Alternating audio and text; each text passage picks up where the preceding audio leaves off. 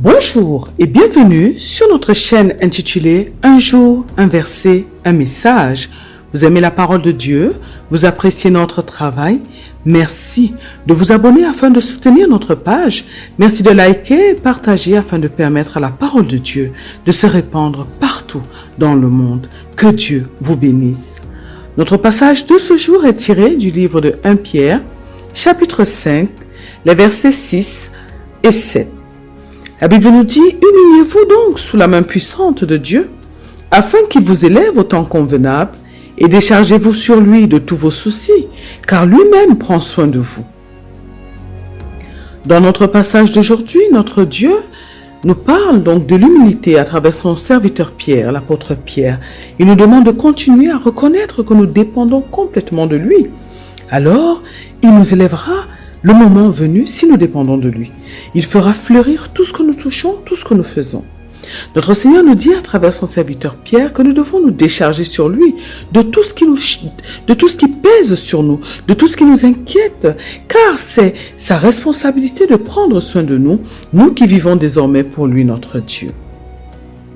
Dans notre passage d'aujourd'hui, nous verrons comment nous humilier devant notre Dieu et comment nous décharger sur lui de tous nos soucis. Notre passage précédent était tiré du livre de 1 Jean chapitre 5, les versets 6 à 7. Nous avons dit que nous verrons à travers ce passage ce que connaître Dieu veut dire. Nous avons dit que lorsqu'on parle de connaître une personne, on ne parle pas de la côtoyer de temps en temps. On ne parle pas du fait qu'une personne nous ait raconté des choses sur la personne que nous souhaitons connaître.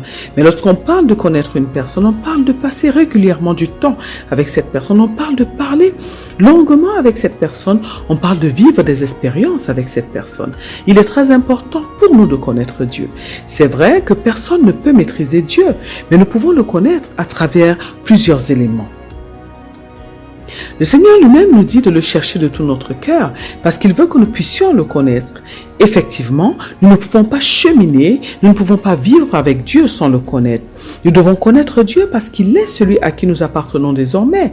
Il est celui qui nous conduit, celui qui nous façonne, celui qui nous transforme. Il est tout pour nous.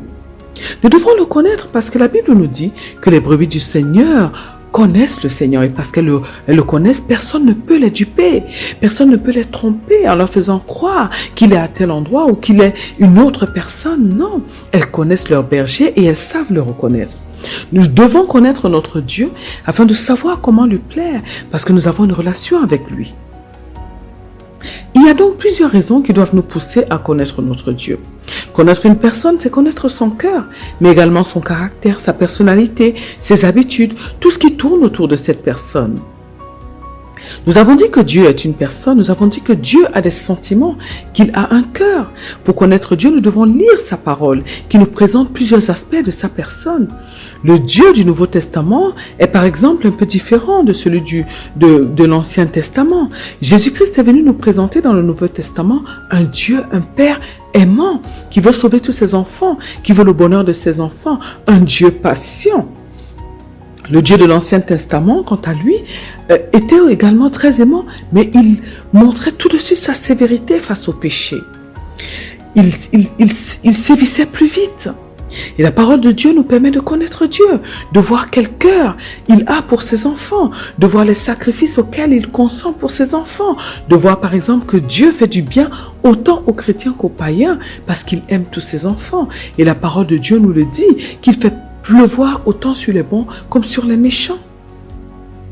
La parole de Dieu nous permet de voir le genre de personnes à qui Dieu s'attache. Également, ceux qui réjouissent son cœur. Nous avons des exemples comme David.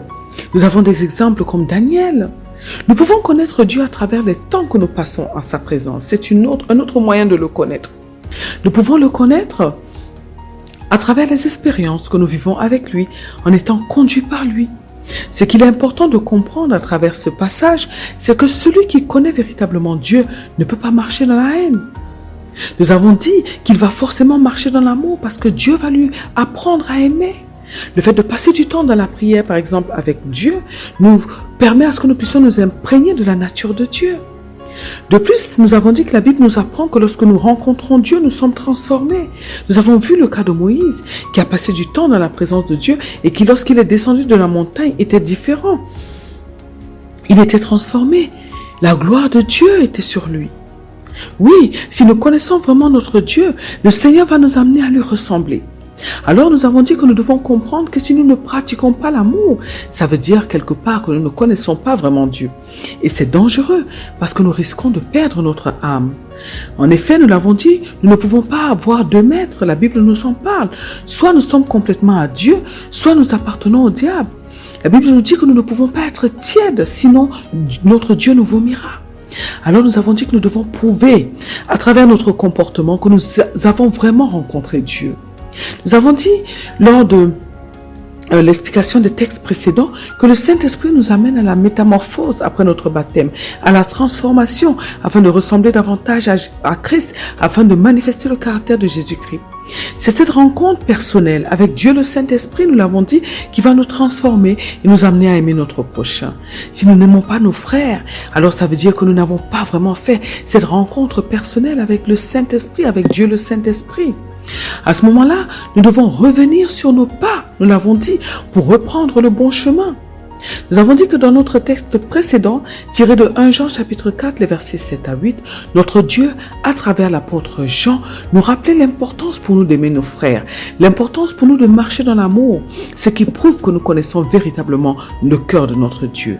Alors nous avons dit, nous devons examiner, nous devons nous examiner nous-mêmes. Nous devons vérifier si nous marchons réellement dans l'amour envers notre prochain. Et que si nous voyons que nous faisons du bien à nos frères, si nous voyons que nous nous préoccupons d'eux, de leur bien-être, de leur bonheur, alors oui, nous les aimons. Mais si ce n'est pas le cas, nous devons décider de commencer à les aimer comme Dieu nous le demande. Nous devons décider de nous laisser conduire par le Saint-Esprit de Dieu.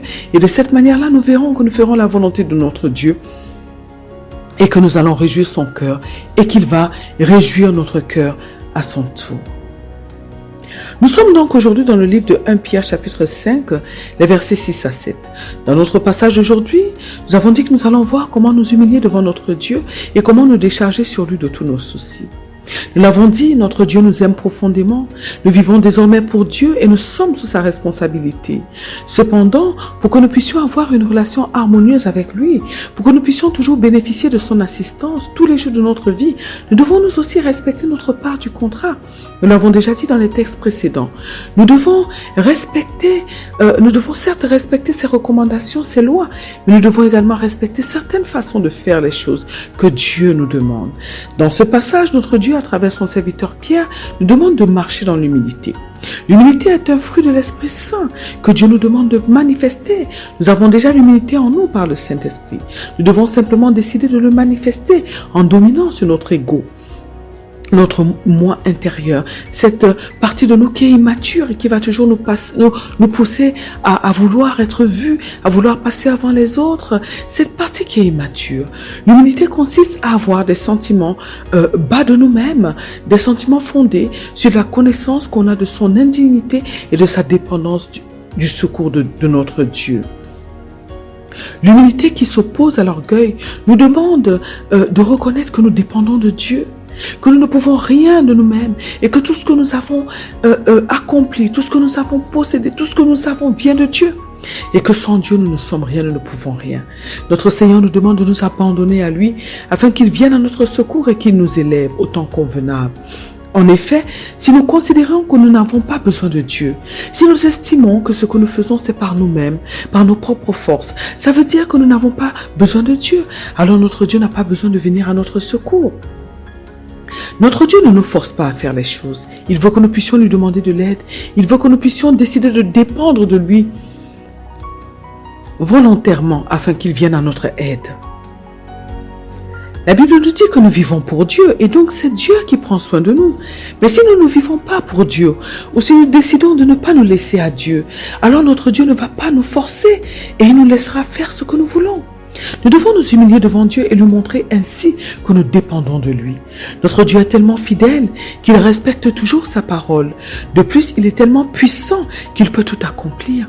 aussi, si nous nous laissons à Dieu, si nous marchons selon ses recommandations, notre Dieu nous bénira et il nous élèvera dans tout ce que nous allons entreprendre. Joseph avait une destinée. Lorsqu'il est venu sur la terre, Dieu avait prévu qu'il devienne un premier ministre en Égypte, qu'il règne sur sa famille. Il a reçu des songes qui indiquaient en quoi allait consister sa destinée. Mais il devait obéir à son Dieu. Et face aux épreuves, face aux tentations, Joseph a dominé. Il a réussi ses tests et Dieu l'a élevé. Car malgré les conditions difficiles qu'il a traversées, Joseph a gardé son cœur. Il aidait les autres qui souffraient comme lui. En prison, il s'occupait des autres. Chez Potiphar, il s'occupait du domaine, il s'occupait des autres. Il manifestait du bien aux autres malgré sa condition difficile. Il continuait d'obéir à Dieu. Il essayait d'obéir à la loi de l'amour. Et Dieu l'a élevé au temps convenable. Nous avons le cas de Daniel. Nous avons aussi le cas de David. Dieu est fidèle et il nous demande simplement de lui donner sa place et d'obéir à ses recommandations. Il nous demande simplement de nous humilier devant lui. Nous devons aussi être patients parce que le temps de Dieu n'est pas le nôtre. Dieu nous fera du bien lorsqu'il va estimer que c'est le bon moment. Souvent, c'est notre manque de maturité qui retarde notre Dieu, qui retarde l'accomplissement des desseins de Dieu dans notre vie.